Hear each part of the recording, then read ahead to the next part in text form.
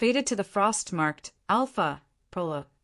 Snow fell in sheets, thick, blinding, relentless. The moon, veiled behind a shroud of iron clouds, cast no silver grace over the mountains that night. Only shadows moved, and they moved with purpose.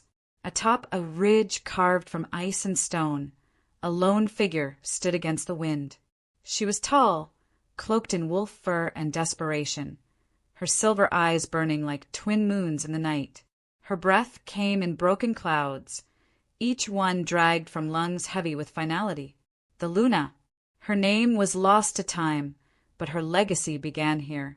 She held in her arms a swaddled infant, barely days old, the girl's tiny breath fogging the air like whispered prayers. Her hair was white, like frostbitten silk. Her skin carried the faint shimmer of something not entirely of this world. The Luna had dropped to her knees before a jagged stone altar, carved with runes older than blood. The child whimpered softly, the sound nearly devoured by the wind. But the Luna heard it. Every note of that cry sank into her soul and carved a scar that no magic could ever heal. "I'm sorry," she whispered, her voice raw and cracked with grief. "Forgive me, little one, but this is the only way." She placed the child gently upon the altar. Her hand hovered over the infant's chest, trembling, torn. Then, with a guttural sound halfway between a sob and a snarl, she pressed her palm down. A pulse of energy erupted from her touch. The runes glowed blue-white, bright as lightning in a frozen storm. The baby screamed, not in pain but in awakening. The sigil flared to life across her chest, a glowing mark of spirals and teeth. The Luna turned, wind whipping her hair like a silver banner, and faced the thing approaching. From the trees it came, tall as hunger, blacker than void, with frost clinging to its elongated limbs. Its eyes gleamed an impossible blue, like glacial fire. Its voice echoed inside skulls rather than ears. "Too late, little Luna. She is mine." "No," the Luna growled, shifting. Her bones cracked and lengthened. Fur erupted from her skin. A howl, low, ancient, split the night as she rose into her final form. Wolf, warrior, mother. The beast lunged. They collided in a storm of claws, fangs, and magic. Trees shattered. The ground split. Light and darkness warred between them, flashing and devouring in equal measure. And through it all, the child lay untouched, the sigil glowing brighter, brighter until, with a roar that tore through the realm between spirit and flesh, the Luna hurled her power into the earth. A circle of flame and ice burst from the altar. The creature screamed, caught mid-lunge, bound by threads of light and bone. It twisted in agony, trying to escape, but the runes held. She was sealing it, with her life, with her soul. "I will return," the thing hissed, even as it was dragged below the frost. "When her blood warms beneath the frost again, I will return." The Luna fell to her knees, her wolf form fading, her body trembling as the last of her power seeped into the stone. Blood bloomed beneath her ribs. She didn't cry. She didn't beg. She simply looked to the child one last time. "I've given you every chance," she whispered, voice fading. "Run far, live long, and when the frost comes for you, burn it down."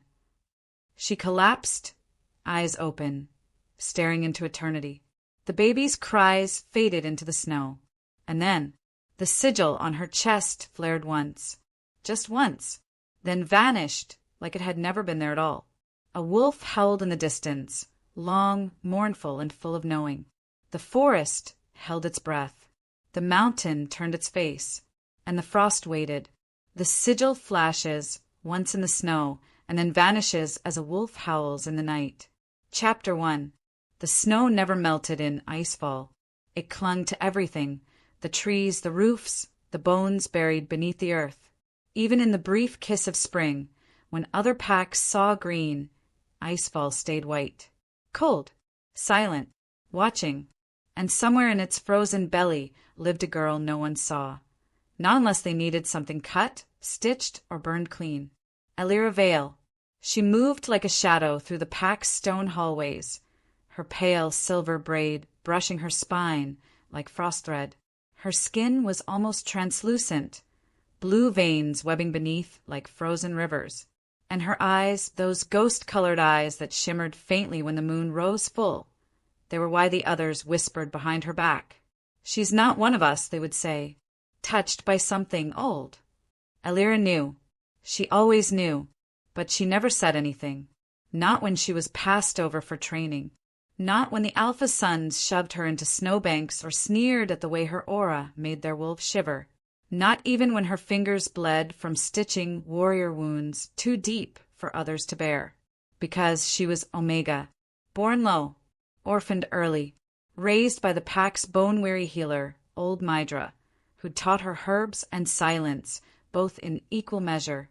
"Omegas don't make noise, girl," Mydra had rasped once, pressing a poultice to Elira's bruised cheek. "Noise brings attention, and attention, that gets you dead." So Elira listened. She stayed small. She learned to mask her scent, to still her energy, to curl into herself until the world forgot she existed. And it worked, until the blood moon began to rise. The first signs came in whispers, wind slicing through the hollows with an edge sharper than it should have had, wolves pacing restlessly in their sleep, dreams of fire and ice, of a red-tinted sky, and fangs buried in flesh. But more than that, the alphas began to stir. Every decade, when the blood moon crowned the sky, the alphas of the frost-tethered north gathered to perform the rite of claiming, a savage ritual that allowed unmated males to mark and bind Lunas chosen by instinct. It was an old tradition, outlawed in many places, but Icefall Pack still honored it proudly and brutally. And Elira? She knew what that meant. Even Omegas could be taken. Even the forgotten could be claimed. She worked late into the night that week, fingers trembling as she ground wolfsbane into dust. The air hung thick with tension. Every eye that landed on her seemed sharper, hungrier, like they'd only just remembered she existed. And on the 6th night it happened. The hunters returned before dawn, their pelts dusted in silver frost. They laughed and jostled one another, blood painting their tunics from a fresh kill. Elira stood at the edge of the clearing, hands clutched around a basket of healing tinctures. She didn't see him at first, didn't feel him, but then his scent, like ash and snow and something older than the pines. Beta Varak, tall, cruel, second only to Alpha Rurik, and far, far more dangerous in the way he watched things. Elira kept her eyes down as he approached, but it didn't matter. "Look what the wind dragged out," he murmured, voice slick with amusement. The others chuckled, but Varak stepped closer, breath curling against the cold. "You've grown," he said. Elira said nothing. His fingers grazed her braid. She flinched. "Pretty little ghost," he whispered. "You'll do nicely." Her blood ran cold. She didn't move, couldn't breathe. Her wolf, the part of her she barely touched, held inside her ribcage in pure primal dread. And then Varak was gone, vanishing into the crowd with the grace of a predator. But she felt it, felt him, like a claw dragging across her soul. She would be claimed, marked, bound, unless she ran. That night, the snow fell in silence heavy as secrets. Elira sat hunched in Mydra's hut, grinding herbs she didn't need, trying to still the shaking in her hands. Mydra had gone to the Alpha's den for counsel. She would not be back until morning. And Elira? She stared at the fire, listened to it crackle. Then, quietly, she rose. She moved fast, stuffing poultices, salves, and a blade into a leather satchel. The hut creaked as she opened the door, cold biting at her heels like a curse. 1 step, 2, then, "Elira." The voice froze her blood. Alpha Rurik stood at the edge of the trees. His breath steamed in the moonlight. Behind him wolves, watching. He tilted his head. "Running are we?" Her voice cracked. I wasn't. Don't lie to me. She swallowed. Her throat burned. I won't let him claim me, she whispered. Rurik's expression didn't change. Elira Vale, he said softly, you were born under the frost. You belong to the blood of this pack. You will obey. No. It was so small, so quiet, but the snow stilled at her word. Rurik's eyes narrowed. The wolves stirred. Then a growl. Low. Savage. Not from the alpha. From the woods. From the darkness beyond the trees. Rurik turned, snarling, but the sound came again, closer, stronger. A blur of black fur, and fury slammed into the alpha, knocking him aside. Wolves scattered, yelping. And Elira ran. She didn't look back. Not when her lungs burned. Not when her feet bled. Not when the howls of hunting parties split the air. She ran until the trees blurred, until the ancient frost-crusted stone markers of the border passed beneath her feet, beyond the pack's reach, beyond the law, the forbidden wilds. They said monsters lived there, spirits twisted by old magics, things that even wolves feared. Elira didn't care. She ran until she collapsed beside a frozen stream, her breath scraping her lungs raw. Her satchel was torn, the blade gone, her limbs numb. She was alone, truly finally alone. The moon rose overhead, red and full and ancient. And then, a growl, not from behind. In front, her heart stopped. From the shadows stepped a figure. Not Varek, not Rurik. Taller, broader, wrapped in a cloak of wolfskin, with eyes that glowed like burning silver. His presence crushed the air. Alpha, but not of her pack. Something older. The snow around him didn't dare land. The trees leaned away. He looked at her, and she felt it, like fire cracking beneath ice. The bond. Feral. Unnatural. Impossible. No, she whispered, scrambling back. But he stepped forward. You don't know what you are, he said. I don't care, she spat, backing into a tree. I'm not here to claim you, he said quietly. Her voice trembled. Then what do you want? He looked at her, and his voice, deep, ancient, scarred, was almost a growl. To keep you alive. Before she could move, the wind screamed. And from the trees, something slithered through the air. Black, smoke-like, with eyes like pits of endless cold. Elira's wolf rose in her throat, screaming.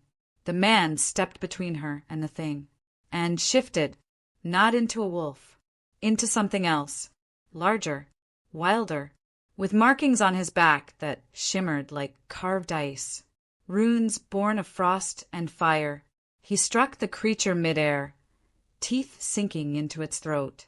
It shrieked, like 1,000 voices howling at once. She watched in frozen horror as it bled mist and shadow, dissolving into the snow. The man turned, shifted back. Blood dripped from his mouth. He knelt before her. Your blood sings with frost, he said. I don't understand. You were marked, he murmured, long ago, by a power not even your pack remembers. She shook her head. Who are you? His eyes met hers. Fenric Thorn, he said, Alpha of the Forsaken, cursed by winter, chosen by the frost. She stared at him. Her soul trembled. Why me? She whispered. The wind stirred. He looked at the sigil burning faintly beneath the skin of her collarbone, one that hadn't been there hours ago. When your blood warms beneath the frost again, he whispered, as if quoting something far older than both of them, it will awaken. What will? He didn't answer. Instead, his eyes narrowed. His head lifted, and he said the words that broke the stillness of her soul. They're coming. Then the woods exploded with howls. Pack wolves. Varek's voice, twisted with lust and fury, echoed through the trees. Elira. And Fenric? He took her arm. Run with me, he growled. She hesitated, but only for a second. Then she ran. Into the darkness. With the cursed Alpha who had just killed a nightmare to save her life, Behind them, the sigil on her skin pulses once, then disappears. And far, far away, beneath an ancient sheet of ice, something stirs. Something cold, something hungry, something that has waited a very, very long time. Chapter 2. The blood moon hung swollen and red over the Icefall cliffs, its eerie light spilling over the jagged spires like spilled wine across untouched snow. The wind howled, keening through the frost-bitten pines like a dirge for the damned. Below the altar carved from ancient ice, torches flared, casting flickers of flame against the hard faces of the gathered pack. Elira Vale stood alone in the center of the stone circle, the bitter cold biting at her skin even through the ceremonial robes they had forced over her trembling frame. The fabric, sheer and pale like morning silk, clung to her like frosted glass, its delicate threads whispering against her skin with every gust of wind. Her arms were bare, her shoulders exposed to the night's cruel breath, and her silver hair, unbound for the first time in years, fell like moonlight down her back. They had scrubbed her clean of herbs and ash, stripped her of the faint protections she'd hidden behind for so long. Now she stood not as a healer or an invisible shadow, but as prey displayed before a ravenous court. The altar's runes glowed faintly beneath her bare feet, pulsing with power older than any alpha, any pack. "Lift your chin," hissed a female attendant behind her, jabbing a clawed hand into Elira's spine. She did not. Her eyes stayed low. Her knees felt weak, not from the cold, but from the weight of what was coming. Varek was near. The ground itself seemed to tremble as the Pax Beta emerged from the crowd, his hulking form framed by crimson flame and swirling snow. Dressed in furs and ritual armor adorned with wolf bone and obsidian, Varek exuded a dominance that stifled the air like smoke. His eyes, the color of molten iron, pinned her with hunger veiled as ceremony. He smiled. It was not a comforting thing. "My brothers and sisters," he called out, his voice echoing through the stone circle, "on this blood moon I make my claim." The crowd erupted into a chant, fists raised, voices howling their approval into the night. The blood moon ceremony, where unclaimed she-wolves of the pack were offered to worthy alphas, was as old as Icefall itself. But tonight something was wrong. Elira could feel it under her skin. Something ancient stirred inside her bones, like a song she had never learned but somehow remembered. "You will kneel, Omega," Varek said, stepping forward, his fingers brushing the bone dagger at his waist, the blade meant for the claim. Her lips parted. I can't." He grabbed her arm, hard enough to bruise. "You will," he snarled low, dragging her forward onto the etched runes of the altar. The pack's chanting fell to a hush. The wind paused. Even the trees seemed to hold their breath. Varek raised the dagger. Elira stared into his face, and in that moment it was as though time slowed. The sigil on her chest, faded since childhood, nearly invisible for years, flared to life beneath her skin, igniting like a spark meeting dry tinder. She gasped as heat ripped through her chest, burning through the sheer fabric, searing into her flesh. Light erupted around her, icy blue fire that swirled in the shape of ancient glyphs. Varek stumbled back, snarling, shielding his eyes. "What is this?" he growled, but his words were cut off as the energy surged outward in a wave. The altar cracked.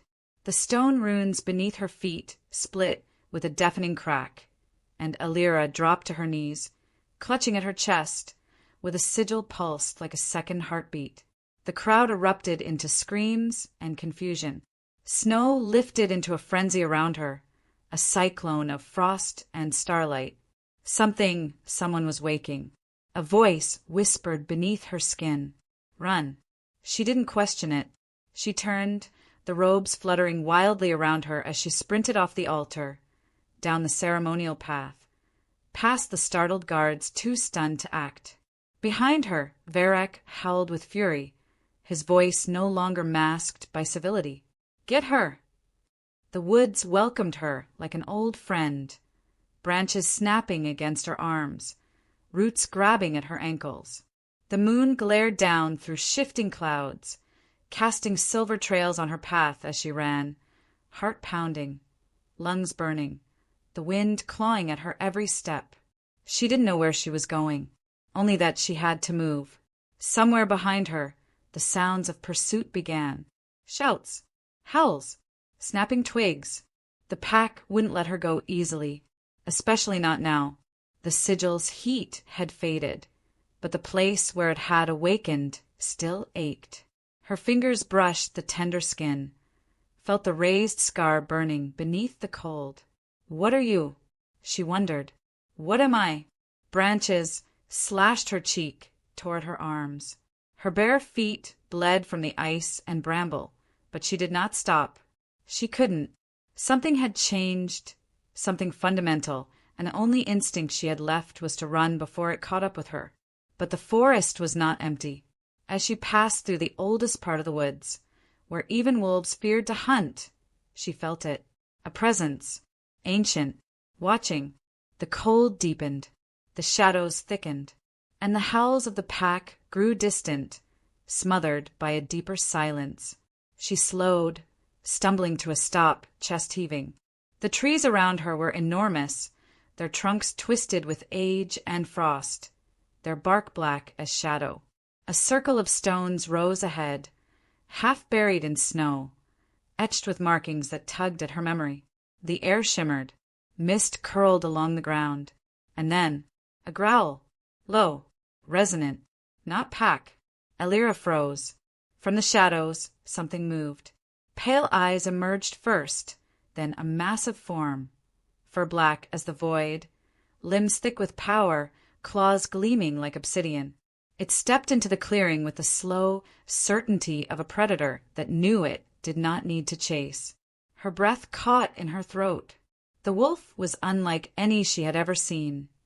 Twice the size of an alpha, its aura colder than the grave. And yet, something about it felt familiar, as if her soul remembered it. The beast circled her once, silent, scenting the air. Then it stopped before her, lowering its head, just slightly. Not an attack, not a warning. Recognition. Her knees gave out, and she fell into the snow, trembling. Her voice was barely a whisper. "Who are you?" The wolf stepped closer. Its eyes met hers, ice blue, ancient and aching. In their depths she saw not death but sorrow. And then the wind howled. A shriek split the forest, inhuman, high, and echoing with a hunger that chilled her bones. The beast's head snapped to the side, muscles tensing. It growled, not at her but toward the trees. Elira turned to look, and froze. A shadow moved among the trunks. Not a wolf, not a man. A form cloaked in frost and writhing tendrils of darkness, its body shifting like smoke over snow. Eyes like starless voids stared at her from a face that was not a face. It was hunger. It was cold incarnate, the ancient presence that had whispered, once long ago, "When her blood warms beneath the frost again, I will return." The frost god. Elira's breath hitched. The sigil on her chest pulsed again, reacting. The beast beside her snarled. Placing itself between her and the encroaching entity, its hackles raised. And in that moment, Elira realized she hadn't just awakened something within herself. She had called something back. The snow beneath her glowed faintly with the imprint of the sigil, a ghostly light etching the ice. The shadow figure stepped forward, and the trees behind it withered. The beast braced itself, growling low. Elira scrambled back, her mind spinning. She had no weapons, no magic, no strength, only the mark, and the monster before her wanted it. Behind her, the black-furred wolf crouched, ready to strike. The frost creature lifted a hand, talons of ice extending like spears. And the sigil on Elira's chest burst into flame. Blue-white fire erupted around her again, searing the air, forcing the frost thing to reel back with a screech that shattered branches. The energy shot outward like a shield, and as it struck the creature, it hissed, smoke rising from its ethereal form. The shadow recoiled, disappearing into the trees with an unearthly screech. Silence followed, long suffocating. The beast beside her let out a low whine, brushing its nose to her shoulder. She looked up, dazed, trembling, and met its eyes. It was him, not a beast, a man, or something close to it. He stepped back as his form shimmered, shifting, not into a human shape, but into a silhouette cloaked in darkness and snowlight, too ethereal to name. But in that flickering glimpse, she saw the remnants of a crown and chains. And he whispered, voice low and rough as stone, "You are not safe here, Frostborn." Then, with a final glance, he vanished into the mist. Elira was left alone in the hollow, snow swirling around her, the sigil cooling on her skin. Somewhere far behind, the pack would be searching, and somewhere ahead, darkness waited. But she could not turn back now. She wasn't just an Omega anymore. She was marked, and something ancient had begun to hunt. From the shadows, unseen by Elira, a pair of burning red eyes opened, watching her waiting. The frost god was not defeated. He was awakening, and Elira's blood was the key. Chapter 3. The wind sang a dirge across the high cliffs of the Ghost Range, howling through jagged peaks like the cry of ancient spirits, mourning something lost too long ago to name. Snow drove in sheets across the frozen wilds, unrelenting and blinding, masking scent and sound alike. But he felt it through bone, through blood, through the curse that had never let him rest. Fenric Thorn stood alone at the edge of the abyss, his broad frame cloaked in black furs, the wolf within him restless beneath his skin. His golden eyes scanned the endless white expanse, and for a moment he was still as stone. Then he inhaled, slow and deep. Something moved in the storm. It was not the scent of prey that stirred his instincts. Not wolf, not deer. It was a thread of power, fragile, raw, and heartbreakingly familiar. It tugged at the mark burned into his soul, the curse he had borne since the day Icefall exiled him, branded him a monster unfit for the pack. He had not dreamed in years, not since the day his wolf had turned on his blood. But now, as the blood moon waned and the veil between the living and forgotten thinned, dreams had clawed their way back into his nights. Visions of fire and ice, of a girl with silver hair standing beneath a red sky, her chest marked with a light that seared through darkness. He had thought it madness. Now he wasn't so sure. His boots crunched over fresh snow as he descended the ridge, moving with the grace of a predator shaped by solitude and suffering. The storm thickened, the wind shrieking like a thing possessed, and yet he pressed on, drawn forward not by logic, but by instinct older than reason. The shadows grew deeper as he neared the ancient woods at the base of the cliff, and then he saw her, half buried in a drift of snow beneath a ring of blackthorn trees, her body curled against the cold, silver hair tangled in frost. She looked like a spirit from the old stories, fragile and otherworldly, breath shallow, lips blue. But it wasn't her appearance that made Fenric still. It was the mark glowing faintly through the torn fabric of her robe, a sigil ancient and sacred, pulsing with power he had not felt since before his exile. His wolf surged against his skin, recognition flaring in his veins like wildfire. Her scent hit him, then, salt and winter and something beneath it, something wrong. He dropped to his knees beside her, brushing snow from her cheek with a hand far too large, far too rough. She didn't stir, but her heartbeat fluttered, weak, flickering. His jaw clenched, and then the shadows around them moved. He heard it first, low growls, like ice grinding against stone. From the treeline, shapes emerged. Not wolves, not beasts. Something in between, twisted forms of frost and smoke, their limbs gaunt, their eyes hollow. Shadow wolves, servants of the frost god. Fenric's hand went to the blade strapped across his back, not silver, but obsidian fused with bone, forged in exile from the remnants of his family's sacred weapon. He rose slowly, standing between the girl and the encroaching dark. The wolves circled. One lunged. He met it midair, driving the blade through its chest with a roar that cracked the silence. The creature let out a strangled screech, ice bursting from its core, and dissolved into mist. Another came, and another. He fought without thought, without hesitation, because for the first time in years he had something to protect. Blood splattered the snow.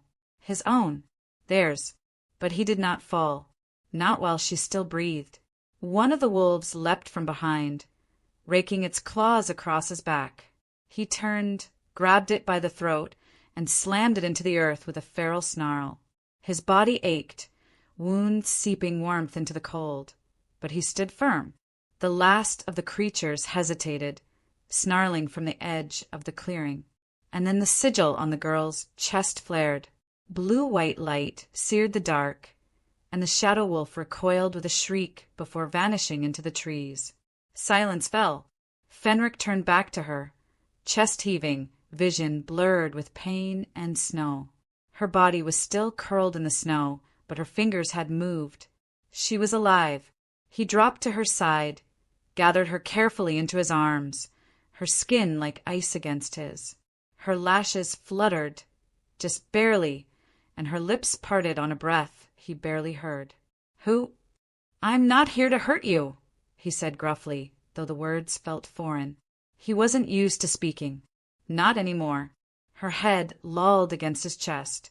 She was fading. He felt the energy pulsing beneath her skin, wild and ancient. The mark on her chest had flared again, and now it bled light like a living thing. The scent of shadow still lingered on her, like rot clinging to roses. They would return. They would never stop. Not until she was claimed. He looked down at her, at the blue veins beneath her pale skin, the silent scream etched into her expression. And before he could stop himself, his wolf pushed forward. A growl rumbled in his throat as he leaned down, brushed his lips over her neck, and sank his teeth into her skin. Gently, carefully, marking her not with a mating claim, but a bond of protection. A shield. Magic surged between them. Her body arched. The light from her chest exploded outward, wrapping around them both in a spiral of frost and fire. His mark burned into her neck, a crescent moon haloed in flame.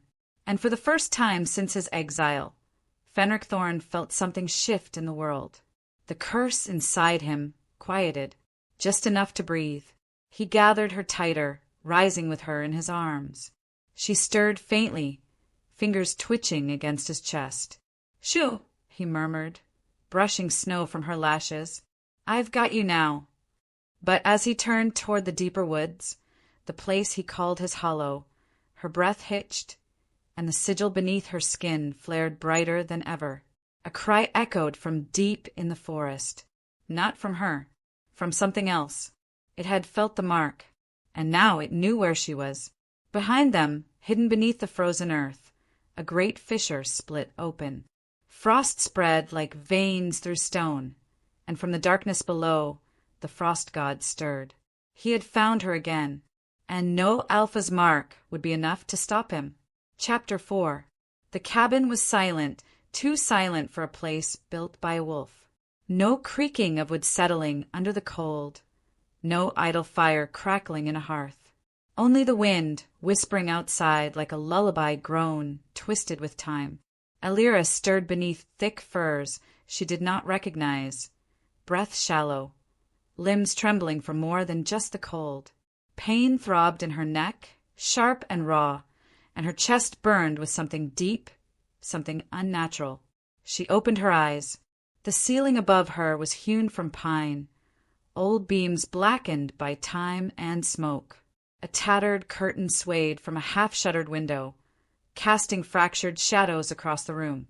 Her fingers curled instinctively around the edge of the fur blanket, stiff with frost but warm from the body heat trapped within. She sat up slowly and her world spun. A groan slipped from her lips. She was alone. At least, that's what it looked like. Then she felt it. Not just the throbbing ache at her throat.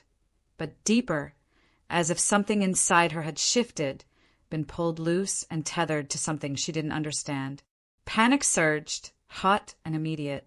She yanked the blanket down and touched the side of her neck, and found it, the mark, burned into her flesh in a crescent shape, rimmed in a faint pulse of gold. She scrambled off the bed, legs weak, hand clutching her throat. "No," she whispered. "No, no, no." But it was there, real, not a fever dream, not a hallucination conjured by the storm. Someone had marked her, and she already knew who. The cursed Alpha, the monster from the old tales, the ghost who had once worn the title of Icefall's heir before he turned on his own and was cast out into the wilderness like a rabid dog. Fenric Thorn. She'd heard the whispers growing up. Children dared each other to say his name after dark. And now she bore his mark. A wave of nausea crashed through her. She stumbled across the cabin, bumping into a carved table scattered with herbs and tools, then a chair that looked like it had been built for someone twice the size of any normal man. Everything inside was sparse, functional. No comforts, no signs of life save for a faint ember in the hearth and a pelt still damp from melted snow. The front door groaned. She froze. Then it opened, and he stepped inside. Fenric Thorn was a storm contained in flesh, towering, broad-shouldered, his dark hair damp from snow melt, a scar running from his jaw to just under one eye. His clothes were still damp, blood-stained in places, not all of it his own. He paused when he saw her standing there, trembling, back pressed against the wall like a trapped thing. Their eyes met, and something inside her twisted. Not fear, not entirely. Recognition, as if something ancient beneath her skin knew him, had always known him. She pushed it down with a fury that startled even herself. "You marked me," she spat, voice cracking. He didn't flinch. He stepped inside and shut the door behind him, slow and careful, as if approaching a wounded animal. "You would have died otherwise. You had no right." He nodded once.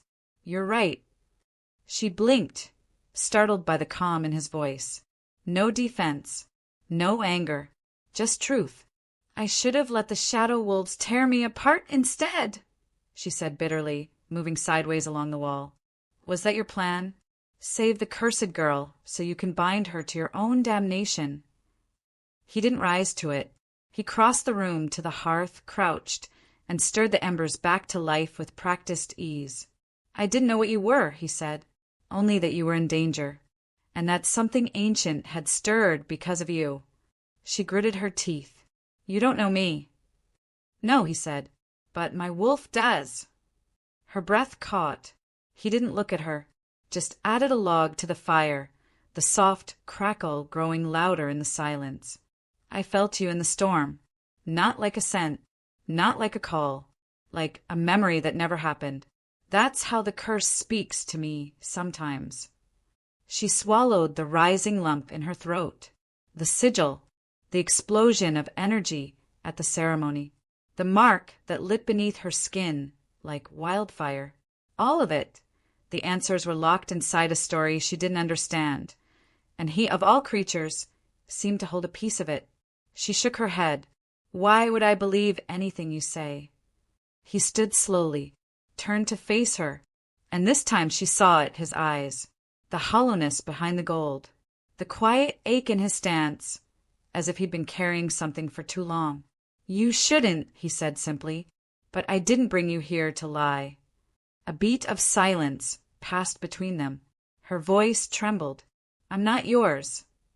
"No," he said, eyes darkening, "but something wants you to be." The wind howled outside again, louder this time, a whisper at the edge of hearing. She wrapped her arms around herself, suddenly colder than she'd ever been. "The frost god," she murmured. Fenric nodded. "And your pack?" "I felt them moving. They're hunting." "For me," she said, the truth settling in her gut like lead. "They'll come with teeth and claws," he said, stepping closer. "But what hunts you from the dark? It doesn't just want to drag you back to your alpha. It wants to hollow you out, feed on the magic inside you, Make you its vessel. She swallowed hard. What magic? You don't know, he asked softly, head tilting. She hesitated, then slowly shook her head. He sighed and walked to the table where dried herbs hung from the ceiling. He selected a small jar, his hand surprisingly gentle as he crushed the leaves into a bowl and poured hot water from a kettle into it. He stirred once, then set it on the edge of the table. For your strength, he said. She didn't touch it. I didn't poison it. She looked at him sharply. Do you always assume people think the worst of you? He met her gaze evenly. They always do. She didn't argue that. Instead, she looked down at her hands. Pale, chapped, still shaking. Her voice was quieter now. What did you do? When you marked me. He didn't move, didn't blink. I made a vow, he said. One that binds me to your defense. It doesn't chain you to me. It just means if anything comes for you again, they go through me first. And why would you care? She asked, still not looking at him. Because you're like me, he said softly. Her head snapped up. No, she whispered. But she felt it. The darkness inside her that had always been there. The ache of being different, of not belonging, of feeling as though the world saw her as wrong from the moment she was born. You don't know what I've done, she said, voice cracking. I know enough, he said, to see that you were willing to die rather than be claimed by a monster, that you stood your ground when the blood moon burned and something sacred inside you woke up. Her throat tightened. He took a step toward her. I don't want your trust, he said. I don't want your thanks. I just want you to survive what's coming. She stared at him, silence stretching long and thin between them. Then, his head whipped up, eyes narrowing, every muscle in his body tensed, and a low growl rumbled in his chest. They're coming, he said. She went still. The pack. And something worse. He turned to her, golden eyes sharp now, burning. We have to move. But where? He reached for a cloak from the hook near the door and tossed it to her. Anywhere the frost god won't follow. And that means far from the old lands. Into the wilds. Into the forgotten places. She clutched the cloak, breath ragged. Do you trust me? He asked. No, she said honestly. Good, he replied. That means you're still sane. Then he opened the door, and the world beyond was no longer snow and silence. It was fire, it was shadow, and it was war. Chapter 5. The storm had returned, but this time it didn't whisper. It screamed. The wind clawed through the trees like a beast denied blood for too long, howling down the slopes of the frost-spine mountains and lashing against the forest like it meant to tear the world in two. Snow fell in sheets, not flakes, and the air had turned strange, thick with something that moved beneath the skin. Fenric moved swiftly ahead, carving a path through snowdrifts that reached Elira's knees. His shoulders were hunched, body half-shifted with the tension that never left him now, golden eyes glinting every time lightning slashed the sky. Elira followed, wrapped in the cloak he'd given her, her breath sharp in her throat. She didn't speak, couldn't. Every sound in the trees felt wrong. Every step echoed louder than it should. Behind them, the world was dying. The frost had changed. It was no longer just cold. It bled. She'd seen it, just before they left the cabin.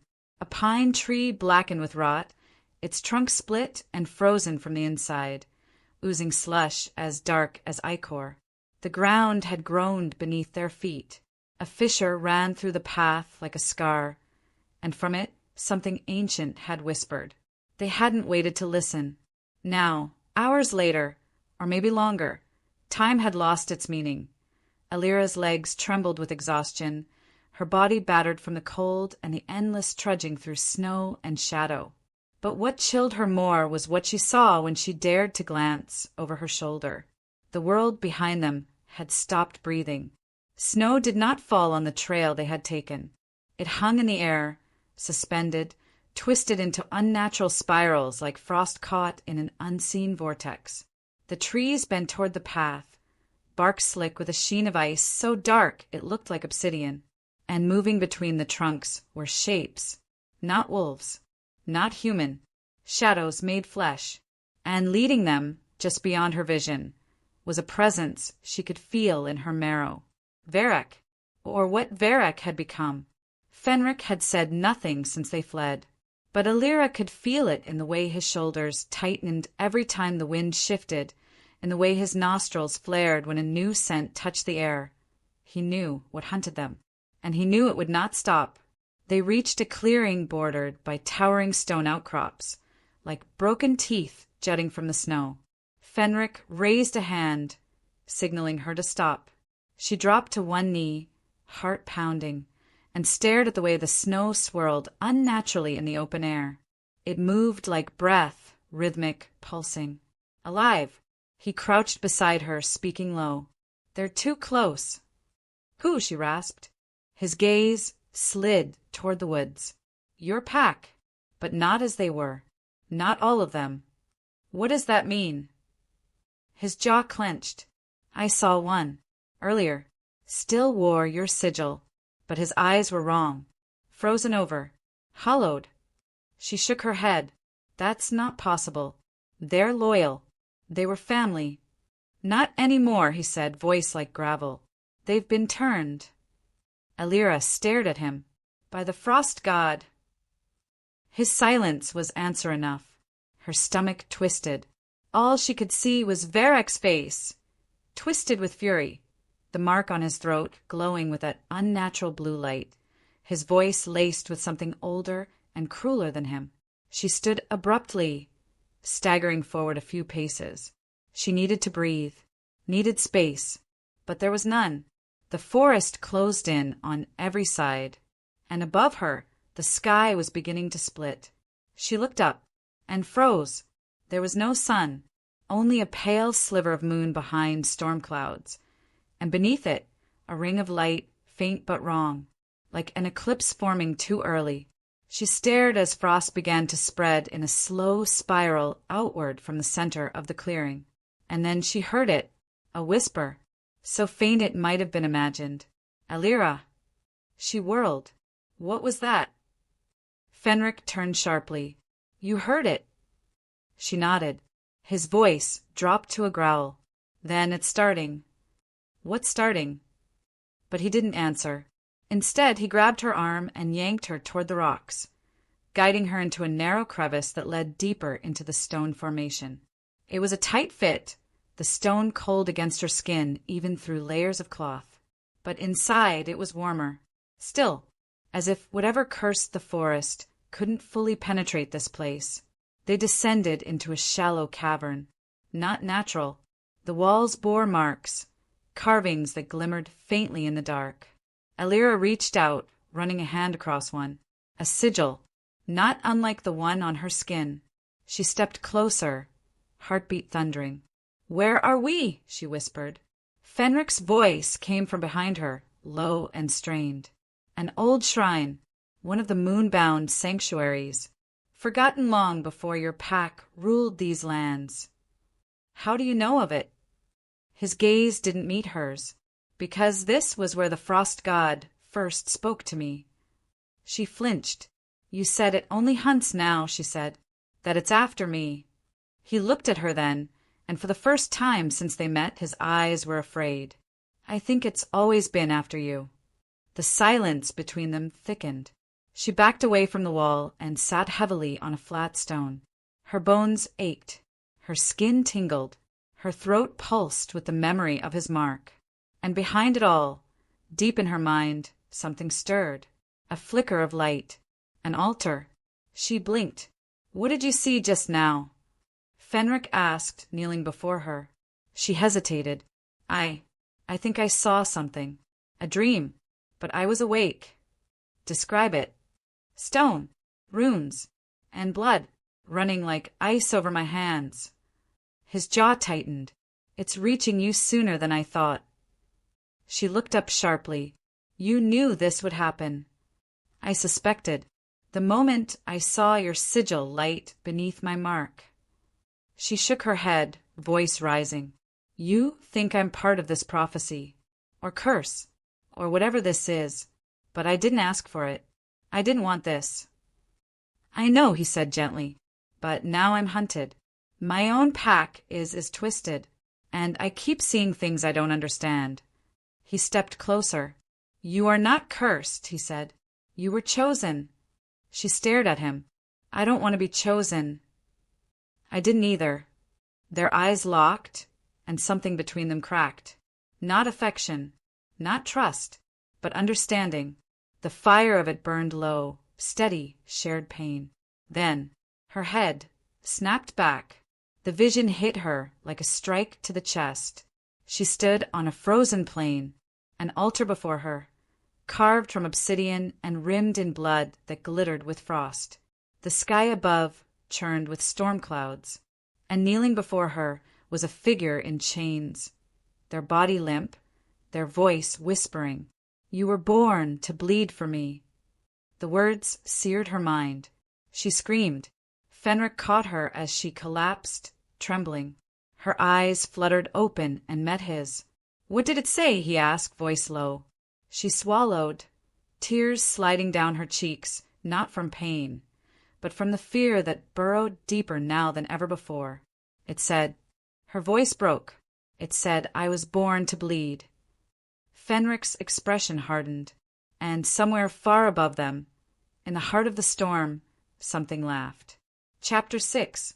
The cold deepened as dawn broke unseen. There was no sun, not truly, just a softening of the night, a wan gray light that painted the sky in mournful hues. Trees thinned as they climbed, frost clinging to every branch in delicate webs. Wind whispered secrets through the needles, secrets that stirred beneath the skin, that wormed their way behind the eyes and tugged at ancient memory. Elira walked in silence beside Fenric. Her legs ached with fatigue, her body worn down by more than distance. Each step felt heavier than the last, as if the mountain itself pressed back against her. The dream clung to her bones, the altar, the chains, the voice that had called her by blood and fate. She didn't tell Fenric everything. Not yet. Not about how the altar pulsed when she bled in the vision. Not about how it had welcomed her. Not about the way her sigil had burned like fire and ice, splitting her soul with something too vast to hold. He had glanced at her more than once during the climb, his gaze guarded but concerned. She felt it every time, but she kept her eyes ahead. If she looked into him now, truly looked, she feared she would break, because something was shifting inside her, something vast and terrifying.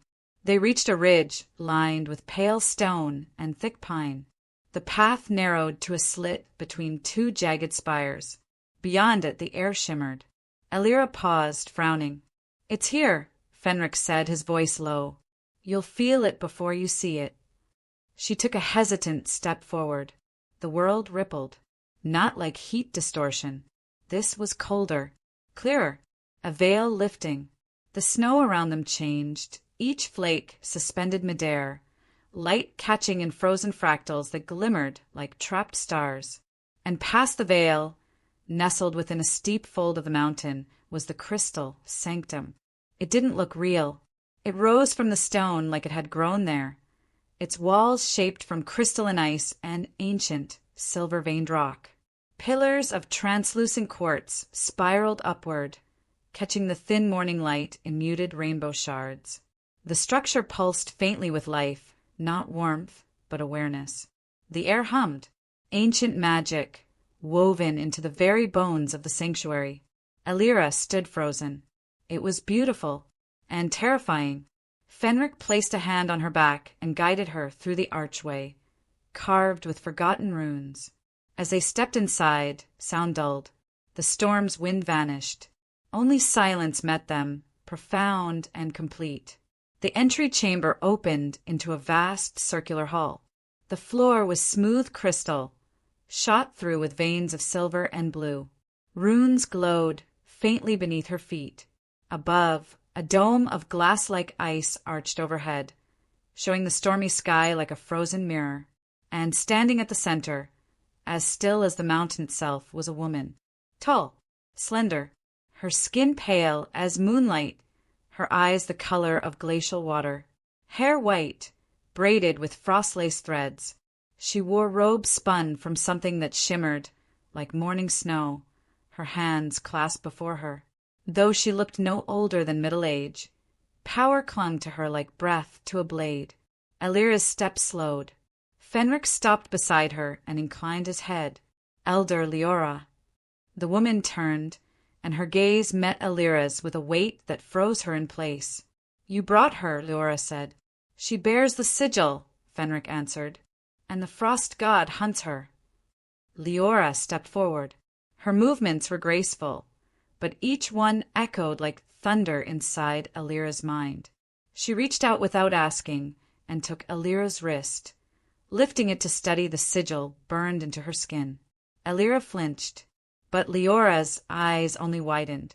The last Frostborn, she murmured. The bloodline survived. What does that mean? Elira whispered. Leora released her hand and stepped back, a hint of awe in her expression. Your ancestors made a vow, long before your pack wore that name, before the frost god was sealed. Her voice dropped lower, reverent. They were vessels, keys. You carry not just power, child, but purpose. I don't understand. You weren't meant to, not yet. But the seal is weakening. The entity that stirs has marked you for reclamation. It knows what you are. Elira shook her head. I'm not special. I didn't train for this. I didn't even know what I was until it started chasing me.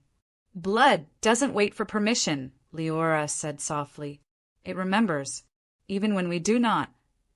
She gestured toward the chamber behind her, where archways opened into corridors of soft light. Come, we must awaken your memory before he breaks the gate. They moved deeper into the sanctum. The air grew colder, but cleaner, clear like glacial water. Elira's thoughts sharpened the deeper they went, her exhaustion fading as something inside her aligned. She was led into a chamber where snow did not settle. The floor here was bare ice, etched with spirals of silver. In its center stood a basin filled with mirrored water, surrounded by runes that pulsed when she neared. Leora gestured. Place your hands in the basin. Elira hesitated, then stepped forward and knelt. Her fingers trembled as she dipped them into the water. It was cold, and then it was everywhere. Memory slammed into her. A vision, a woman with her face, centuries ago, standing before a stone altar. Chains bound her arms. She screamed a name into the storm, but it was not a name spoken by mortals. Ice surged through her veins. Her blood spilled on the altar, and from it rose the frost god, bound by her pain, sealed by her sacrifice. And then darkness. Elira reeled back, gasping. Her hands trembled, ice spreading from her fingertips up her wrists. The sigil on her chest flared with light. Leora knelt before her, one hand steadying her shoulder. It remembers you, she said quietly. It wants you back. I saw her, Elira whispered. My ancestor. She sealed it away. At a cost, Leora said. Each generation, the Frostborn carry a fraction of that power. But you, Elira, you are the last. The chain ends with you. The words settled like frost on her skin. So what do I do? She asked. Leora rose, her gaze grave. You must learn to command what was once used to seal it. If you fail, there will be no one left to stop what comes next. And so the training began. Over the next days, though time bent strangely in the sanctum, Elira learned to draw the sigil's power, to channel it through the old rites Leora taught her. She stood in circles of ancient runes. She recited the names of the frost spirits. She learned to bind her breath to the wind, her will to the snow. But it was never enough. The power resisted her. Sometimes it slipped from her fingers like water. Other times it surged like a beast unchained. She woke screaming from dreams of the altar, of being bound. of offering her throat as a blade descended. And always the voice, "You were born to bleed for me." The words echoed in the stone, in the wind, in her bones, until, one day, while practicing beneath the dome, standing alone in a ritual circle, her sigil began to pulse. Pain lanced her side. She staggered. "Leora!" she gasped. The runes ignited around her. The light from her sigil blazed up her throat, blinding. And suddenly, she screamed. Her knees buckled. Her body convulsed as if struck by lightning, but colder, colder than anything she had ever known. Leora ran to her, catching her just before her head hit the stone. The elder pressed her fingers to Elira's forehead, lips moving with ancient words, trying to contain the power surging from within. The chamber darkened. Every crystal flickered. And then Elira's eyes flew open, irises glowing silver blue. A voice, not hers, echoed from her lips. "He is already here." And then she collapsed, breath stilled, body limp. Leora pressed 2 fingers to her throat. The pulse was faint, too faint. She looked up, terror dawning in her eyes. "It's too soon," she whispered. "He's already breaking through." Chapter 7. The sanctum walls could not keep the storm outside forever, and now it lived within them, not in thunder or snow, but in tension that crackled in every breath Elira took. She awoke drenched in sweat despite the cold. Her dreams had become more vivid, more visceral. Flames of frost, shadows with eyes, her own voice calling out words she didn't recognize, but the world around her did. Every rune, every inch of the sanctuary seemed to vibrate with the echo of those dreams, responding to her power even before she could control it. Leora's face had grown tighter each day. The elder tried to hide it, but worry lined every movement, every sidelong glance she gave the training floor. Elira could feel it, everyone could. The sigil on her chest had changed. No longer was it a dormant mark etched in her skin. It breathed now, flaring when she trained, whispering in her mind when she slept.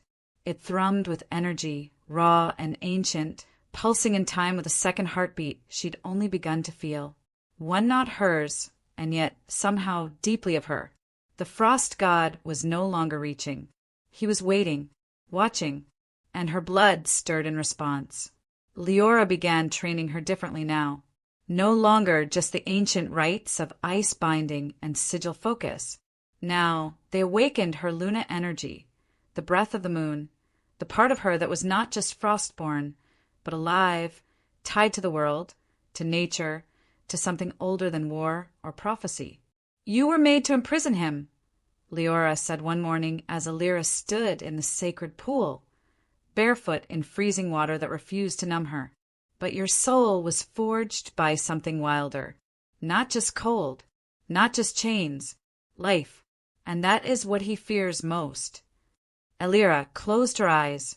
Around her, the water rippled, not from her touch, but from the gentle stirrings of the world itself. Beneath the surface, she felt roots, stone, the heartbeat of the earth. She reached inward, then outward. A spark flared in her chest. She gasped, and the water lifted around her in glowing threads, coiling upward like vines spun of moonlight. It twined through her fingers, responded to her breath. For a single, perfect moment, she felt everything. The sanctum, the forest beyond, the silver fox watching from the cliffs, the hawk circling high above, the storm sleeping on the horizon. It was beautiful. It was overwhelming. And then it broke. Pain split her chest. She staggered back, coughing, the threads of light snapping like spider silk. The sigil on her skin flared too bright. Her vision swam with white-blue light. Fenric was there before she hit the water, catching her. His hands, always warm, felt like iron against her chilled skin. His arms steadied her, held her too long. But neither of them moved. Not at first. Her breath came in shallow gulps. His was barely steady, and she realized something then. Every time he touched her, his curse surged. He gritted his teeth and let her go too quickly. The rage in him, she saw it now, brewing behind his eyes. Not just frustration or pain, but something darker, hungrier. It clawed at him from inside, and it was worse when she was near. They both knew it, but neither of them said it aloud. That night, Fenric didn't sleep. Elira could hear him pacing outside her chamber, his steps heavy, restless. She rose once, stood behind the curtain of frost glass, and watched him as he stood beneath the moonlight spilling through the dome. His silhouette was drawn tight with control. His hands clenched, unclenched. He looked like a man on the edge of war, with himself, because of her. They were drawn together by something neither of them chose. But it burned now, tangible, electric. Every time he looked at her, her skin remembered the heat of his touch. Every time she felt weak, he was there before she could fall. And every time she tried to speak to him, he pulled away. The next day, training resumed. Elira learned to bind the wind to her steps, to call warmth from frozen stone, to heal wounds with moonlight and focus. But the cost was rising. Her strength flickered, drained faster with each session. Her dreams worsened. The entity no longer whispered, it screamed. She woke choking on ice. And Fenric watched her like a man watching the sun die. They avoided speaking unless necessary. And when they did, the air felt thick, brittle with things unsaid. One evening, Elira sent them beyond the sanctum, to learn how your energy responds outside controlled grounds. It was an excuse. Elira knew it. Elira hoped proximity to the wild would help. Or perhaps it was to test something deeper. They traveled in silence through the frozen woodlands that bordered the crystal cliffs. Pines towered above, black against the snow. The air was dry, brittle with cold. But Elira felt her energy quicken here. The land responded to her steps. Snowflakes caught in her hair, glowing faintly. I can feel them, she said, pausing in the clearing. The roots beneath, the breath of the forest. Fenric's voice was tight. Good. She turned to face him. Fenric. His jaw clenched. You've been distant, she whispered, ever since the training started. Since I changed. It's safer that way. For who? She asked, stepping closer. Me? Or you? He didn't answer. Fenric, I need to understand. What is it doing to you? His breath came fast. Elira, don't. She reached for his hand. He recoiled, but not fast enough. Their fingers touched, and the ground beneath them pulsed. The sigil on her chest flared. His eyes widened in horror. A growl tore from his throat, inhuman, primal.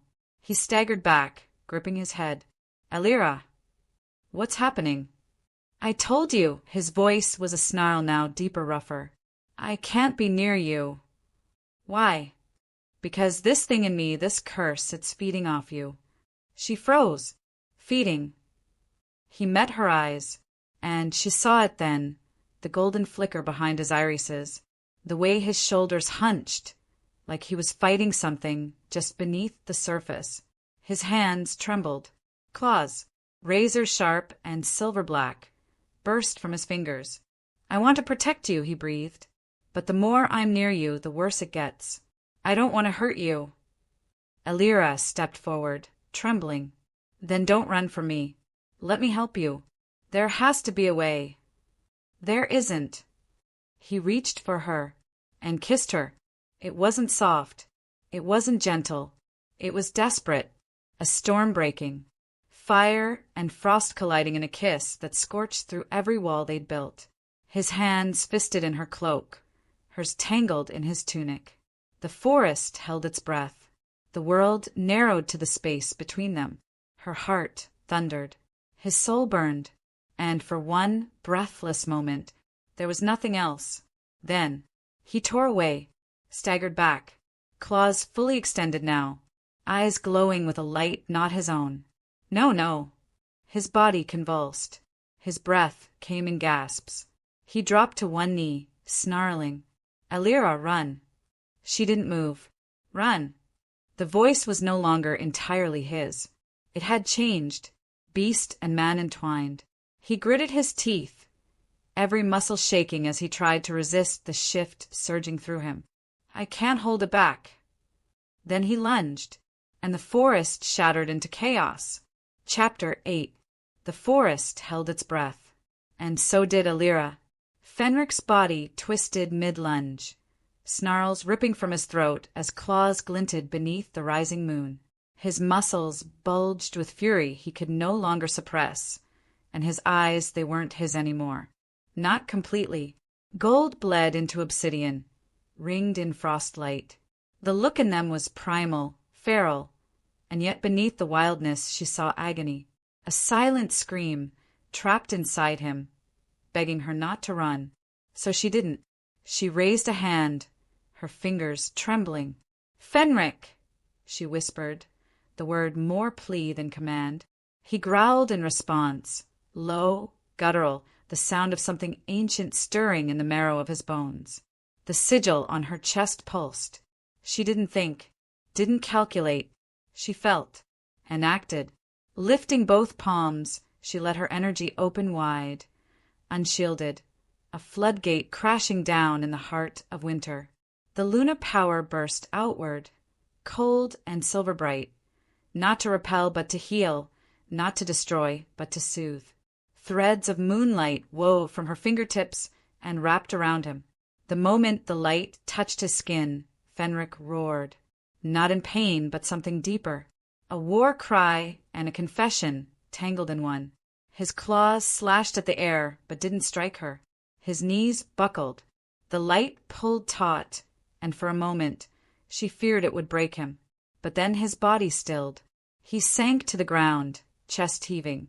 Tears, silent, foreign things he never allowed, welled in his eyes. And the beast within him quieted. She dropped to her knees beside him, brushing frost from his brow. His voice, when it came, was hoarse, broken. "I didn't want you to see that." Elira touched his cheek. "Then why didn't you run farther?" He let out a bitter laugh that cracked like ice. "Because every part of me wants to be near you, even the parts that would rather tear the world apart." The silence between them was fragile. She didn't shatter it. Instead, she helped him to his feet, and together they walked deeper into the forest, away from the path, toward a hollow beneath a fallen pine where moonlight threaded gently through the canopy. A place where the world didn't feel like it was ending. Only there did Fenric finally speak again. "I was 17 the first time I heard the frost god whisper." His gaze drifted toward the moon. "I'd wandered beyond the burial fields on a dare. There was a cave there, old, cursed. No one from the pack dared enter. But I was young, arrogant. I thought I was invincible." His lips curled in self-disgust. "I touched the stone inside. Just once. I felt nothing at first. But that night the dreams came. Just like yours. The altar. The sigil. But mine didn't whisper promises. It screamed truths I wasn't ready for. Blood. Ice. Fire. I woke with claw marks on my chest and a hunger I couldn't name." Elira listened, heart pounding. "I tried to ignore it. Lied to the elders. Told them it was just a nightmare. But the curse had taken root. Slowly. Quietly. Feeding on my anger, my pride. Every fight, every wound I took, it strengthened. And then came the first death." His jaw tightened. His voice broke. "I lost control. During a patrol. I tore through 2 wolves before anyone could stop me. My own blood. My kin. After that I ran. Hid. I thought I could cage it. Learn to live with it." He looked at her, eyes hollow. "I couldn't. Until you." Elira's breath hitched. What changed?" "When I found you in the woods that night, something shifted. The moment your blood hit the snow, my curse recoiled. Like it feared you, or hungered for something deeper. And every time I touched you after that, I felt clearer, sane." He reached for her hand, fingers trembling. "I've spent years trying to silence the voice inside me. but when you're near, it listens. Her throat tightened. Because I'm the Frostborn. Because you're you, he said fiercely. Because something in you calls the wild in me to heal. I don't know what that means yet. But I know this. If you hadn't stopped me tonight. He trailed off. She didn't let him finish. Instead, she leaned forward, pressing her forehead to his. No words. No promises. Just the silent, aching truth that lingered between them.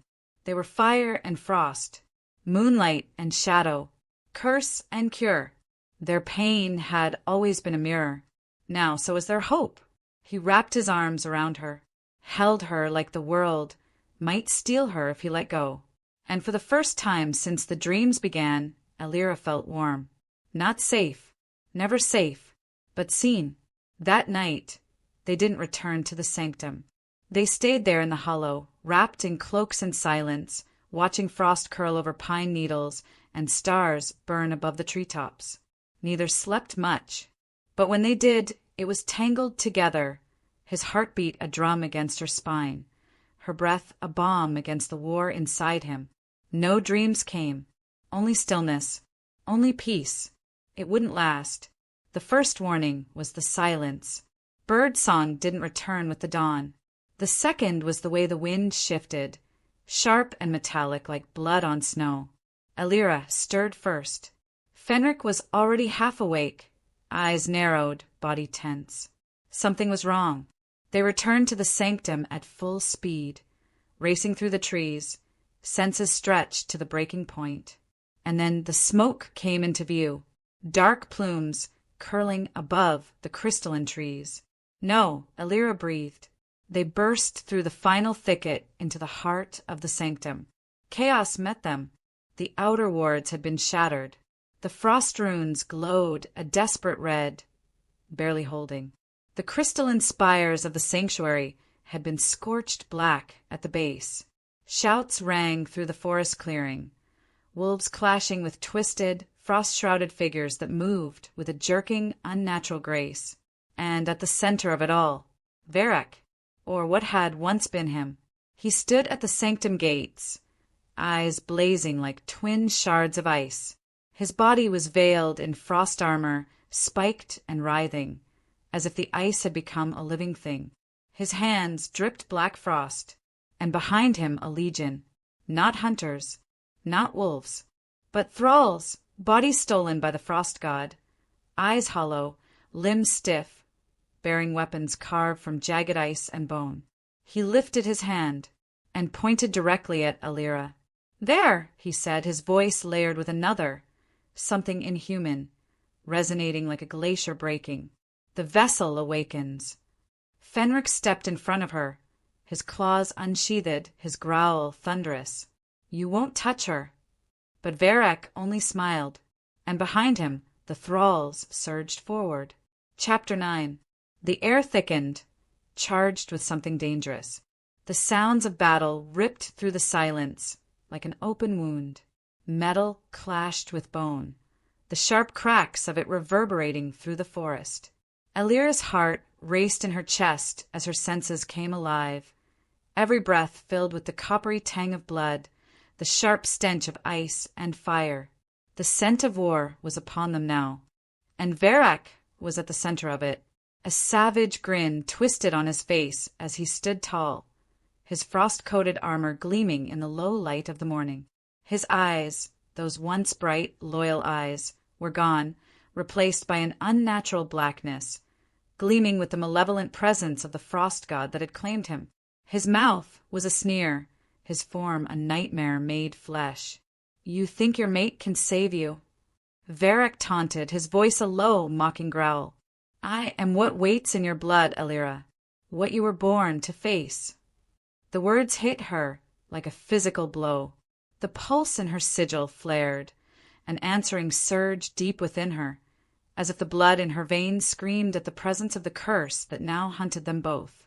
The frost god's essence was strong here, cloying at the edges of her thoughts. But it wasn't the frost god she feared. Not entirely. It was Varrock, the once mighty warrior, now a shell, a monster, was here before her, standing in the very heart of the storm, ready to claim her. To claim them all. Elira's fingers curled into fists. The icy tendrils of his words snaked around her throat, but she wouldn't give in. She couldn't, not when she still had a sliver of hope left. Behind her, Fenric growled low in his chest, his eyes still feral, still hungry with the rage he couldn't entirely control, locked onto Varrock. "Don't you dare touch her!" Fenric snarled, his voice rough like gravel, as if each word scraped past a barrier of broken glass. But Varrock only chuckled, the sound cruel and mocking, his form shimmering with the twisted energy of the frost god's possession. His fingers stretched, and from his outstretched palm, icy spikes formed, crystalline, jagged, and deadly. "Then let us see if your precious bond is enough to save you." Before either of them could react, Varrock hurled the deadly spikes, sending them straight at Elira. She moved instinctively, a pulse of her power sending a shield of white-hot moonlight between her and the approaching assault. The first few shards were deflected, but there were too many for even her newfound strength to deflect. Her sigil flared once again. A brilliant, wild flare of light and power erupted from her, forcing the ice shards to disintegrate before they could strike. It wasn't enough. It wouldn't be enough. Varrock's next attack came faster. A sweeping motion of his arm sent a wave of jagged ice surging toward Fenric, who threw himself in front of her. "No!" Elira screamed, her body moving of its own accord, her hands reaching toward him, desperate to stop the destruction. But it was too late. Fenric took the full brunt of the attack. The ice smashed into his side, tearing through his flesh, and he crumpled to the ground with a sharp, breathless gasp. Blood red, stark against the icy frost, spilled onto the snow, his body twitching with the force of the blow. Elira's heart shattered. "Fenric!" she cried, stumbling toward him, her own body trembling with terror and rage. Her hands hovered over his wound, the sight of his blood turning the world around her into a blur of darkness and light. "I told you to run!" Fenric rasped, his voice thick with pain as he lifted his head just enough to meet her eyes. His normally strong, defiant expression was now a twisted mix of agony and resolve. "I can't protect you. Not like this. Not anymore." She shook her head, the tears coming faster than she could control. "No, you're not alone. We'll get through this. We will." But the blood was already pooling beneath him, dark and thick, his body weakening with each passing second. His face grew pale, the cold seeping deeper into his skin. Her hand hovered over his side, and with it she could feel the pulsing heat of his life flickering like a fragile flame, teetering on the edge of going out. She pressed down, willing every ounce of power she had into him, her sigil burning bright, searing the air around them with a light that could have melted stone. But the pain in his eyes didn't fade. Nothing changed. The world was closing in. "Please, Fenric," she whispered, her voice breaking as she cradled his head against her lap. The sound of battle raged around them, but in this moment it was only him, only her. "Don't leave me." His lips parted in a slow, ragged breath, the words coming haltingly, almost painfully. "He will come for you," Fenric murmured, his voice hoarse, the frost god. "You're too important. You can't stay here with me."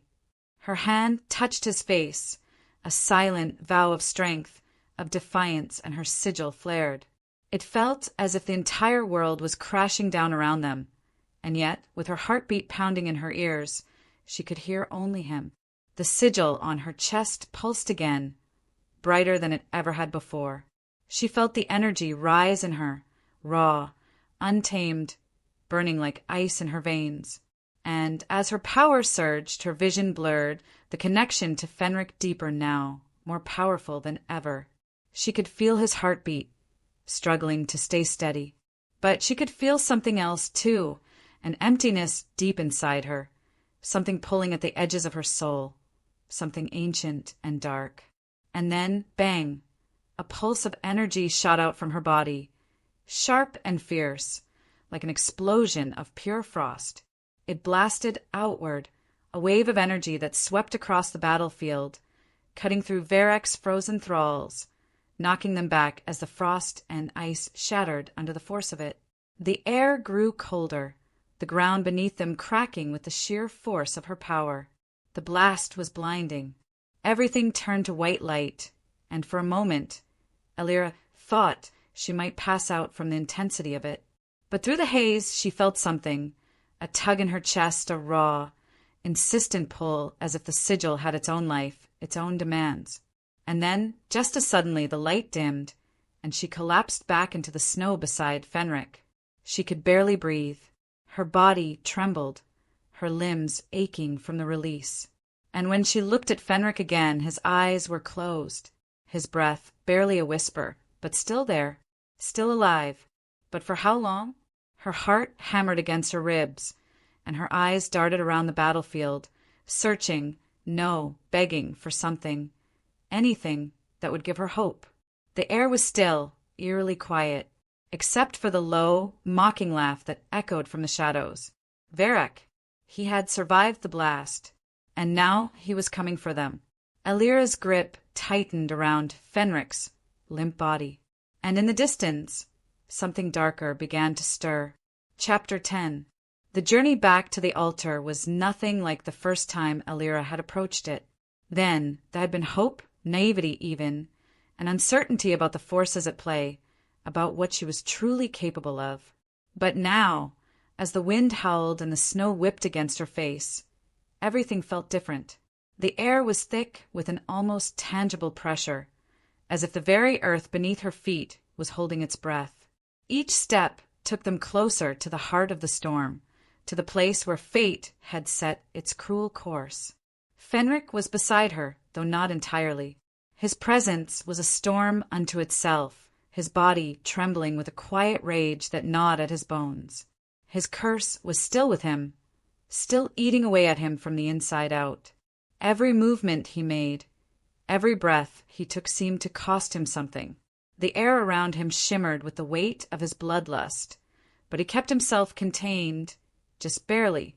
The frost god's influence was too strong in him, too overwhelming, and every moment that passed, Elira feared the worst.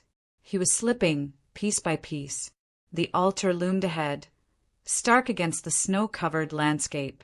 It stood as it had before, silent and imposing, the frozen stones like sentinels of a forgotten age.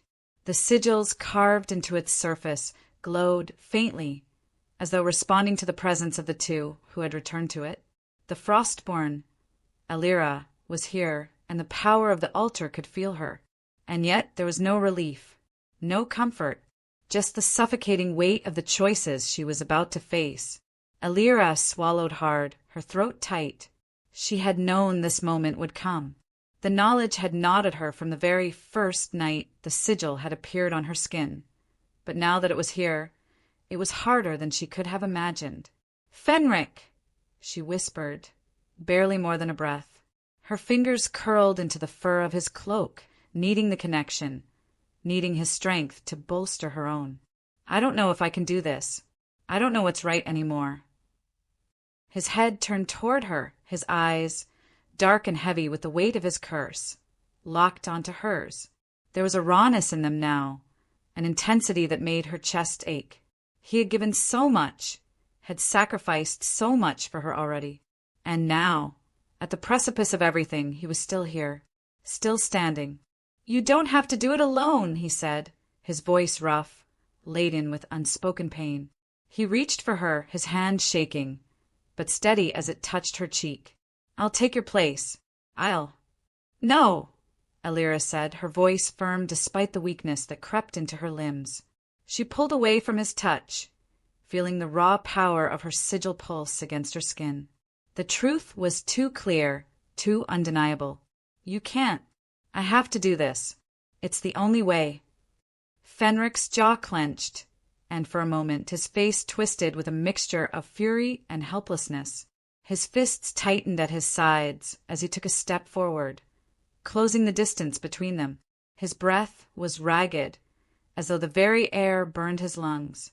"Elira," he growled, his voice filled with desperate emotion. "You don't have to die." "You can't," his voice faltered, cracking with the weight of the truth that neither of them wanted to face. "I won't let you do this. Please, let me save you." But Elira stood tall, though her heart ached with each word. "You've already saved me more than I can ever repay you for," she whispered, her voice barely a breath against the howling winds. "But this is something only I can do." Her hand found the edge of the altar, the icy surface cold beneath her palm.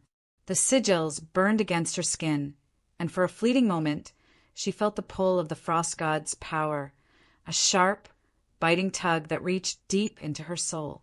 His presence was inescapable, like a dark shadow closing in around her. She could feel the weight of the choice bearing down on her. The altar had been built to seal away the god, to trap him within a cage of frozen power.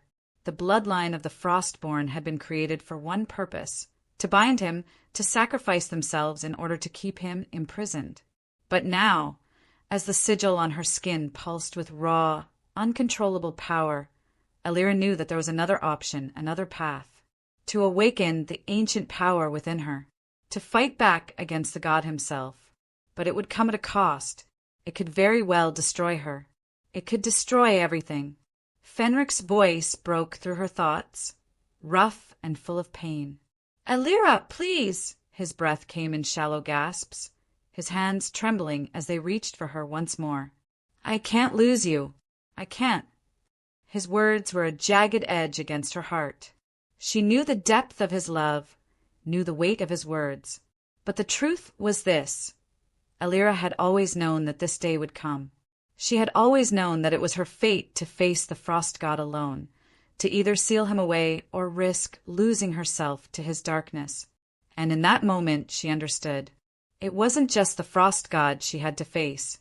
It was herself, her own fear, her own pain, her own desire to save the one she loved.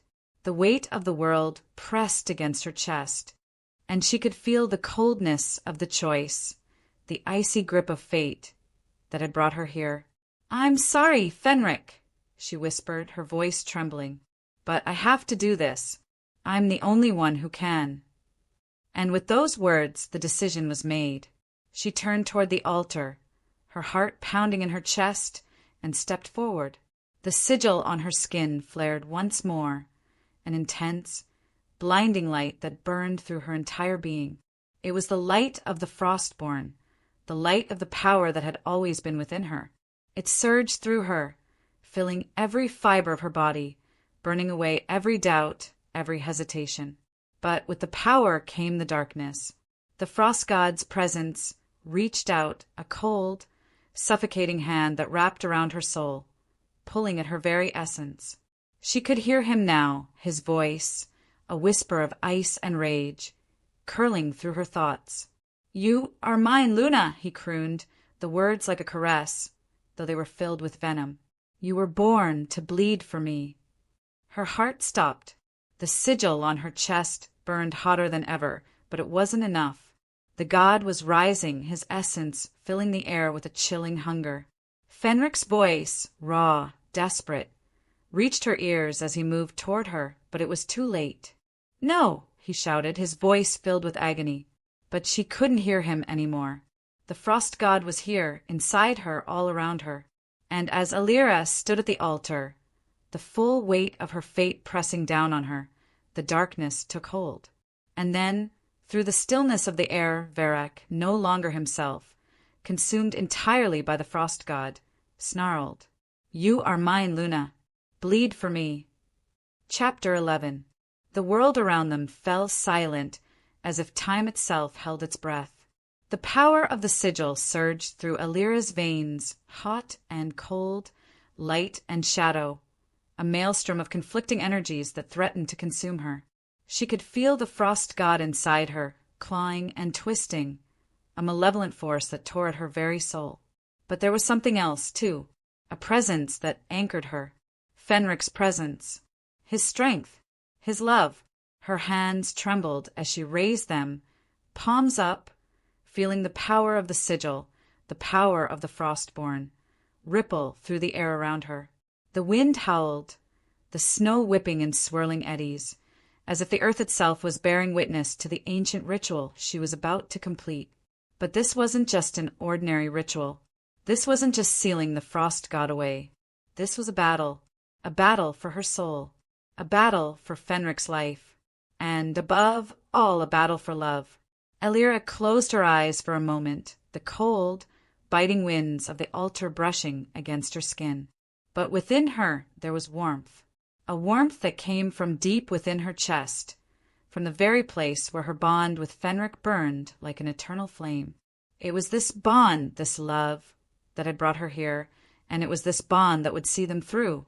"I can do this," she whispered to herself, though her voice quivered with the weight of what lay ahead. "I must do this." The sigil pulsed beneath her skin, glowing brighter with every passing second.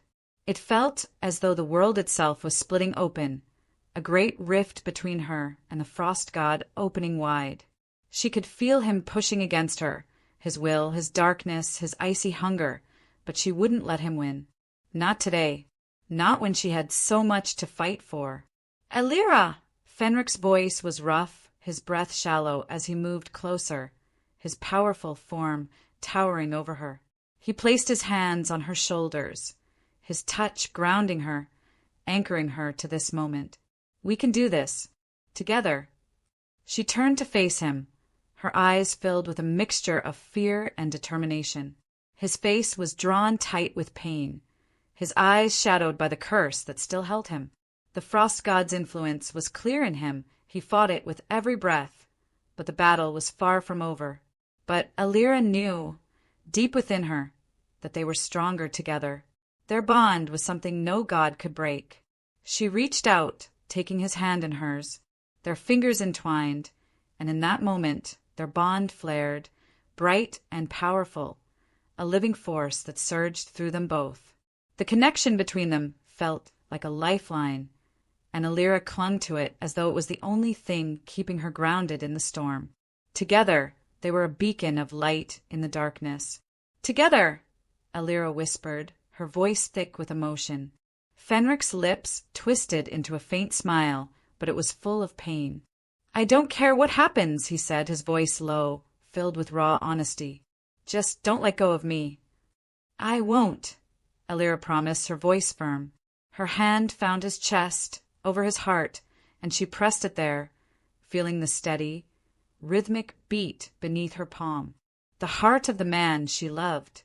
The sigil on her skin pulsed again, a brilliant flare of light, and then the ancient frost magic within her rose to the surface. It spread outward, wrapping around her like a cloak of icy fire, as if her entire being was being transformed into something greater, something beyond the mortal realm. Fenric's grip on her tightened as he drew her closer, the warmth of his body mixing with the biting cold that emanated from her. "Do it, Elira," he said, his voice hoarse with longing, with desperation. "You have to finish this." She nodded, her gaze never leaving his. Her heart ached at the thought of what she was about to do, but she couldn't falter now. She couldn't let him go. With a sharp breath, Elira closed her eyes, and the world exploded around her. A wave of pure, blinding light erupted from her body, a torrent of energy that washed over the altar and the land beyond. The ancient magic surged forth, interwoven with the cold, biting frost that emanated from her very being. It was a force beyond comprehension, a power that had been dormant for so long, waiting for this moment. Her Luna energy, her healing light, and the frost magic of her ancestors came together in a single, cohesive pulse of power that sent shockwaves through the air. It was like the very earth itself trembled under the weight of it. But Elira didn't stop. She couldn't. She poured everything she had into the magic, everything she was.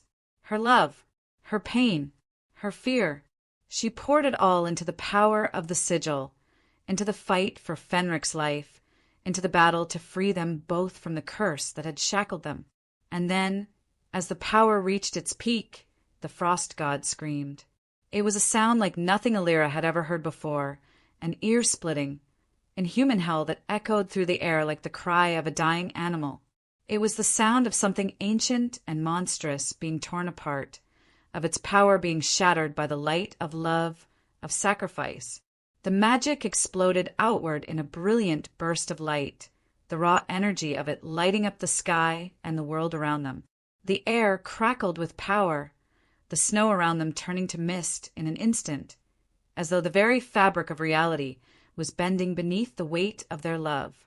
And then, just as suddenly as it had begun, the world went silent. The magic began to fade, leaving behind only the stillness of the altar, the cold winds that whipped across the land. Elira's heart pounded in her chest, her breath coming in ragged gasps as she struggled to maintain her balance. But it wasn't the frost that made her shiver now.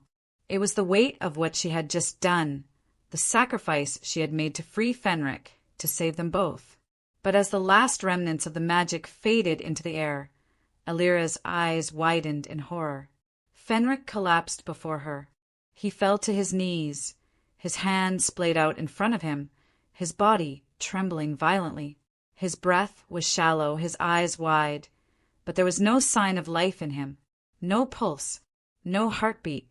Elira! His name was a whisper on her lips, but she couldn't bring herself to say it louder, couldn't bring herself to believe it. Her knees gave out beneath her, and she fell to the snow, cradling him in her arms as though holding onto the last thread of hope.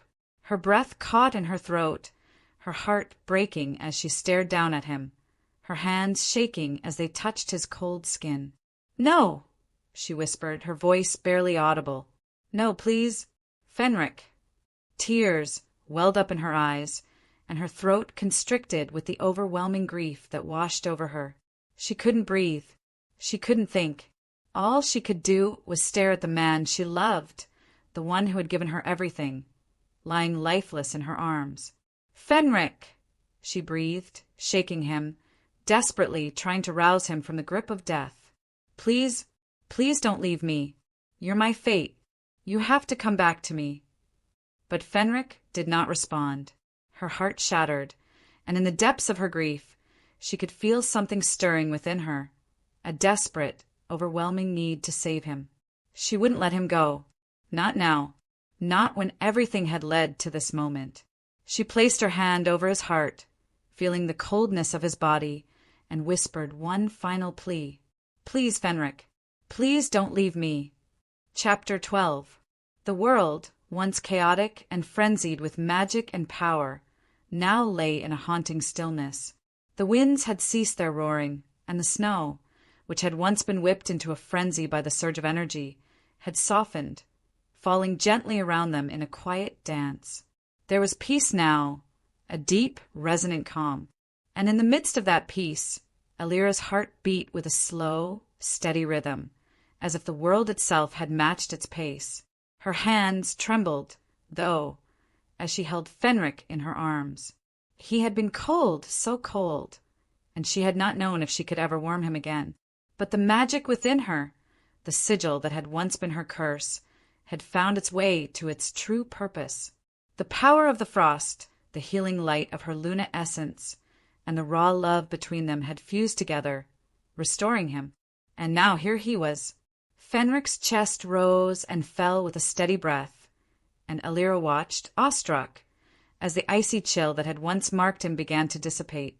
His skin, once cold and lifeless, now radiated warmth. She felt it first, the soft, pulsing beat of his heart beneath her palm, and then the slow flutter of his eyelids as he began to awaken. He groaned softly, the sound a low, aching rasp, as if he were being pulled back from the very edge of existence. "Fenric!" Elira breathed, her voice thick with relief and disbelief. She leaned down, her forehead pressing to his, as she clutched him closer, not wanting to ever let him go. His eyes fluttered open, and for a moment he just stared at her, his gaze unfocused, as though he were still caught in the shadows of death. But then recognition flickered in his eyes, and a faint smile tugged at the corner of his lips. "Elira!" His voice was rough, strained, but there was a warmth there, a depth of emotion that sent a shiver down her spine. "I thought I lost you." "You didn't," she whispered, her heart swelling in her chest. "I never let go. I promised I wouldn't." He took a ragged breath, his hand finding hers, his fingers closing around her wrist with a strength that spoke of life returning to him. "You saved me," he murmured. "You saved us." Elira closed her eyes for a moment, letting the warmth of the moment wash over her. The raw, aching tension that had once filled the space between them was gone. There was no curse anymore, no darkness threatening to tear them apart. Only the soft, healing glow of the sigil on her skin, its power now a mark of balance, not destruction. And then, as if the world had shifted into a new rhythm, she felt the mark on her skin, where the sigil had once been a constant source of pain, settle into something new. It was no longer a symbol of curse or fear. It was a symbol of connection, of fate, of healing, a symbol of balance. Fenric's fingers traced the glowing mark on her skin, his touch light, almost reverent, as if he were afraid that the simple act of touching her might shatter this moment. It's beautiful," he whispered, his voice a soft caress. "You're beautiful." Elira couldn't help the smile that curved her lips, though the tears in her eyes threatened to spill over. She wasn't sure if they were tears of joy, of relief, or of something deeper, something that had been building within her all this time, a love so profound, so all-encompassing, that it defied the very limits of the world they had fought to survive.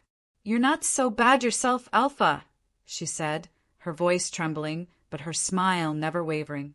Fenric's eyes softened, his thumb brushing across her cheek, and for a moment there was nothing but the two of them, the man and the woman who had faced impossible odds and had come out on the other side, stronger than ever. The silence between them was not heavy now, but filled with a deep understanding, a shared bond that no one else could comprehend. They were no longer just two souls bound by a curse. They were two souls bound by choice, by love, by everything they had endured together. The sanctuary around them, the very earth they stood on, seemed to reflect this change. The dark, jagged peaks of Icefall, which had once been cold and unforgiving, now appeared gentle, peaceful. The winds that had howled with rage were now nothing more than whispers, and the snow that had once threatened to bury them beneath its weight now fell softly, covering the ground with a blanket of purity. The ancient altar, too, seemed to exhale a sigh of relief, its once broken stones now whole again, its magic stabilized, no longer a place of torment and destruction. "I never thought I'd see this place like this," Elira said, her voice quiet but full of wonder. "Not after everything."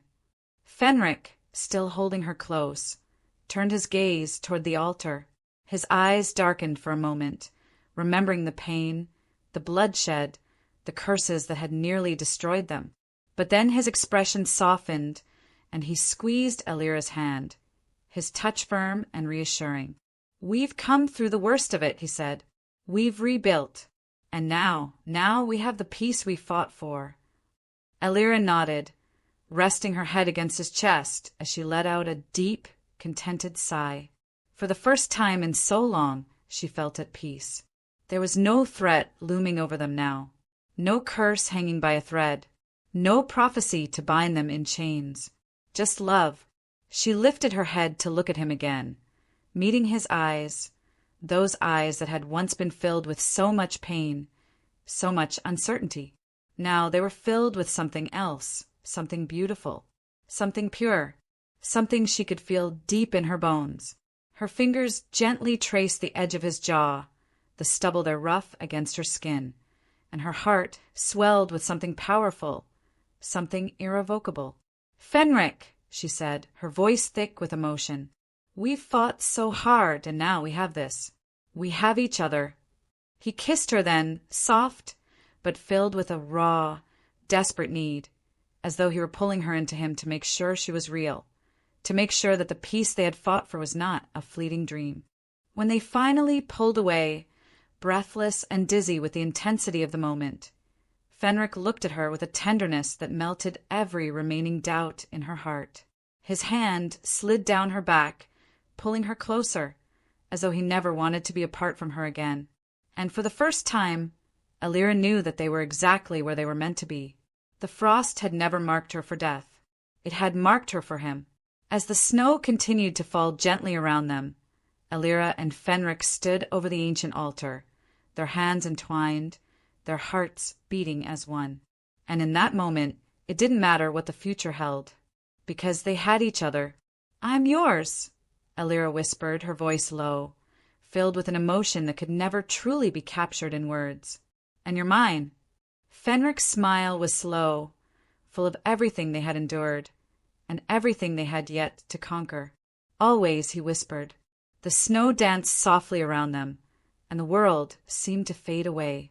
All that remained was them, their love, their bond, and the promise that no force, no curse, no prophecy could ever break them.